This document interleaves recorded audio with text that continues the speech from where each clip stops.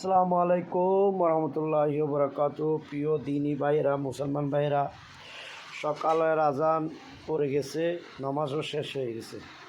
যারা যারা ইতিমধ্যেও নামাজ পড়েন নাই, কিন্তু আপনারা একটা জিনিস মাথায় রাখতে হবে, সূর্য উদিত হওয়ার টাইমে নামাজ পড়া হারাম, সূর্য ডোবার টাইমে নামাজ পড়া হারাম, সূর্য মধ্যস্থান থাকা অবস্থায় নামাজ পড়া হারাম।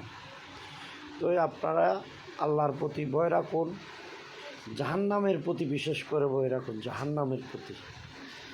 নামাজ, কোরআন শরীফ সবসময় পড়তে হবে, নামাজ পড়তে হবে, আল্লাহ তাআলার শুকরিয়া নামাজের মাধ্যমে আদায় করতে হবে। আল্লাহ তাআলা আমাদেরকে এত নিয়ামত দিচ্ছে, আমরা নামাজটুকু পড়ার জন্য চেষ্টা করব। ভালো লাগলে শেয়ার করে দিবেন। আল্লাহ হাফেজ, ভালো থাকুন। আল্লাহ হাফেজ, আল্লাহ হাফেজ।